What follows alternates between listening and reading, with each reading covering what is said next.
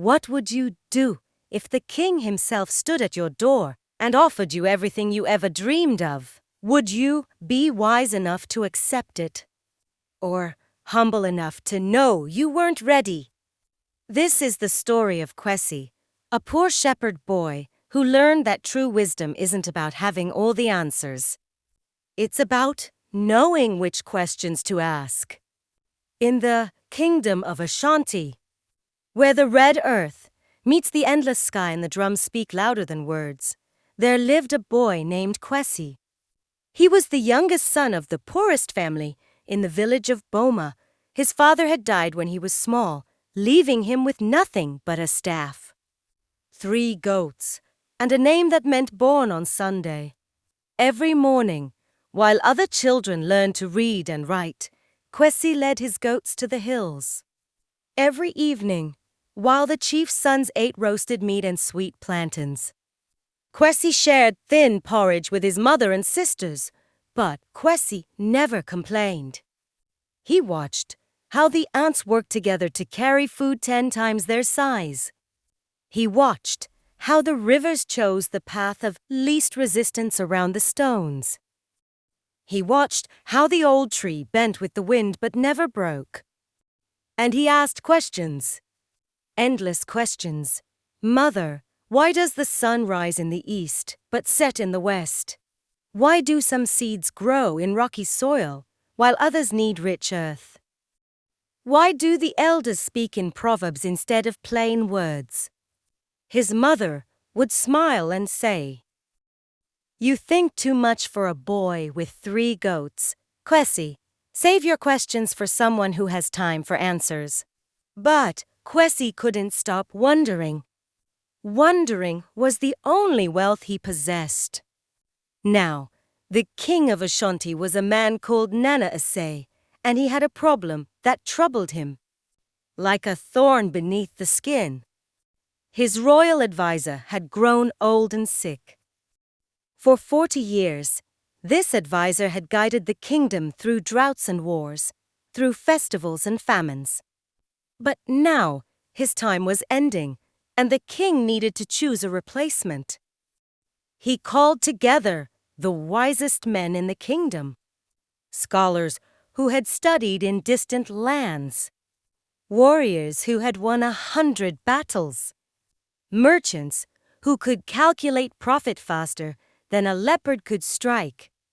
They came from every corner of Ashanti, dressed in their finest kente cloth, each one certain they would be chosen.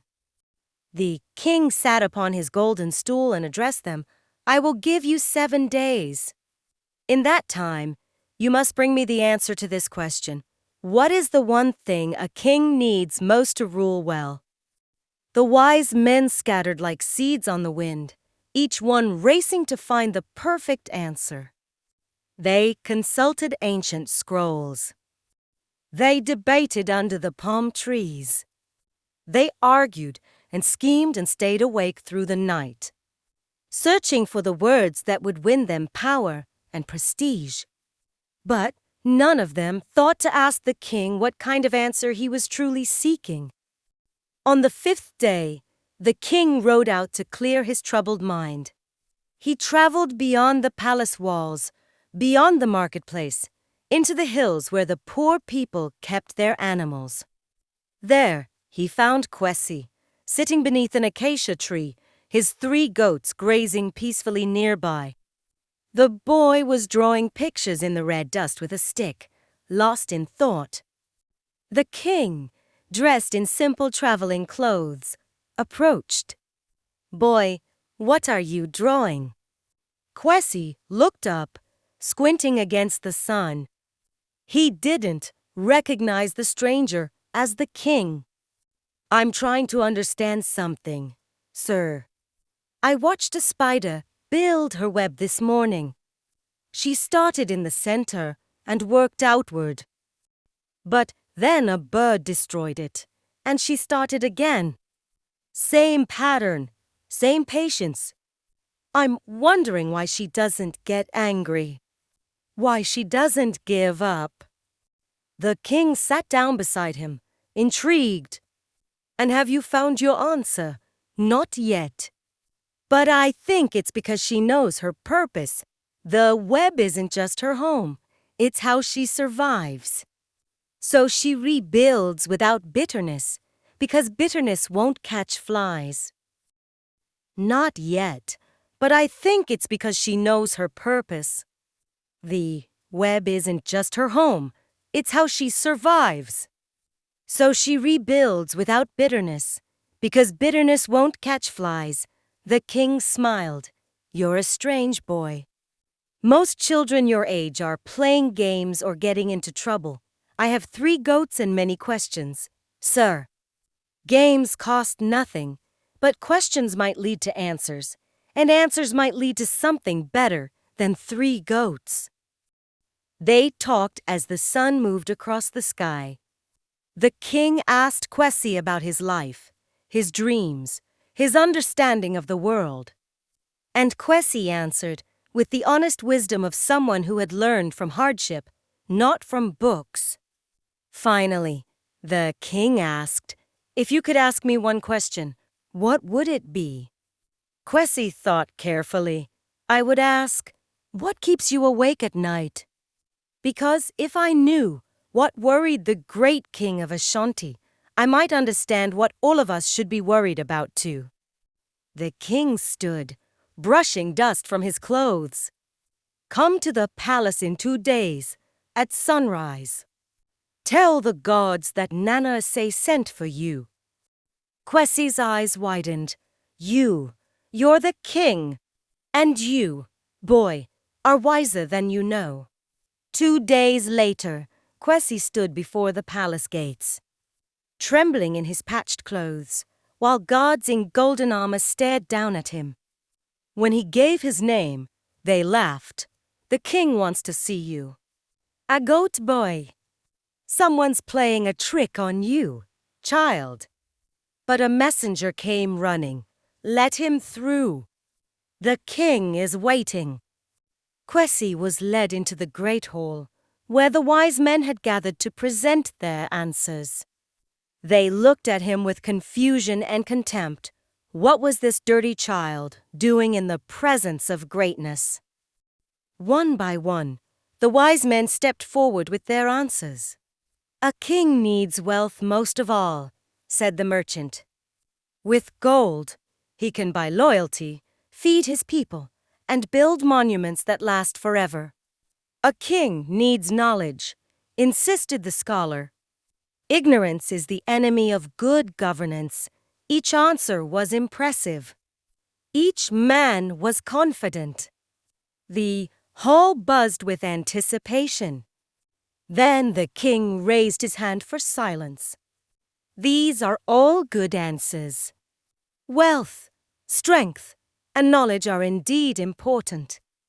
He paused, his eyes moving across the room until they found Kwesi, standing small and uncertain at the back. But I'm curious. Boy, you have no education, no training, no experience in matters of state. What do you think a king needs most? Every eye turned to Kwesi. The wise men smirked. This would be entertaining. Kwesi's voice was quiet, but steady. Your Majesty, I think a king needs most the same thing my mother needs, and the spider needs, and even the 3 goats need. And what is that? The truth, my lord. A king needs people around him who will tell him the truth, even when the truth is difficult to hear. Wealth can be stolen, armies can be defeated, knowledge can be wrong. But truth is the foundation on which everything else must stand. Without it, a kingdom is built on sand. The hall fell silent. The king rose from his throne and walked slowly toward Kwesi. The boy's heart hammered so loud he was certain everyone could hear it. The truth, the king repeated softly. Yes, truth, not flattery. Not what I want to hear, but what I need to hear. He turned to address the gathered crowd. These learned men gave me answers they thought would please me. But this boy gave me the answer that would serve me. The king made his announcement that very hour. Kwesi would be trained as the new royal advisor. The wise men protested. He's just a child. He knows nothing of law, of diplomacy, of administration. He knows the most important thing, the king replied calmly. He knows that wisdom begins with honest questions, not clever answers. He can learn the rest. And so Kwesi's life changed overnight. He was given fine clothes and a room in the palace. Teachers came to educate him in reading, writing, history, and mathematics. But the king made sure Kwesi never forgot where he came from. Keep your questions. Boy, Nana Say told him. Keep that curious mind. The day you start believing you have all the answers is the day you become useless to me. Years passed. Kwesi grew into a young man and then a respected advisor. But he never lost his habit of watching and asking. When drought came, he asked the farmers what they needed most, not what sounded impressive in the council chamber. When disputes arose, he asked both sides to explain their truth before offering judgment. He brought his mother and sisters to live in comfort, but he never forgot the lessons learned in poverty. He visited the villages regularly, sitting with shepherds and weavers and market women, listening to their wisdom. The kingdom prospered under his counsel. Not because Kwesi was the smartest man in Ashanti, but because he was wise enough to know he didn't have to be. He gathered truth from every source, high and low, and presented it to the king without decoration or distortion. And when young people asked him how a poor goat boy became the most trusted voice in the kingdom, he would smile and say, I didn't change who I was. I just learned to use what I already had. Many seasons later, when Kwesi was an old man and his hair had turned white as cotton, the king asked him, if you could go back to that day in the hills, when you were just a boy with 3 goats, what would you tell yourself? Kwesi thought for a long moment. I would tell that boy what I wish someone had told me. You don't need to be born great to do great things. Greatness isn't about what you have. It's about what you're willing to learn and how you choose to serve. The king nodded slowly. And that, old friend, is why you're still the wisest person in my kingdom. Wisdom doesn't come from wealth or position. It comes from staying curious, staying humble, and staying true. The greatest answers often come from the simplest questions. And sometimes, the person with the least is the one who sees the most. Because they've learned to pay attention to what truly matters. Kwesi could have pretended to know everything. He could have spoken with false confidence to impress the king. But instead, he offered the one thing that costs nothing but is worth everything, honest truth. Remember, this knowledge is knowing the right answers, but wisdom is asking the right questions. The world doesn't need more people with all the answers. It needs more people brave enough to admit what they don't know and humble enough to keep learning. This is the wisdom passed down through generations, so that we might walk in truth and lift each other as we climb. True wisdom comes from humility, curiosity, and speaking truth. You don't need wealth or status to make a difference, only an honest heart and a willingness to learn.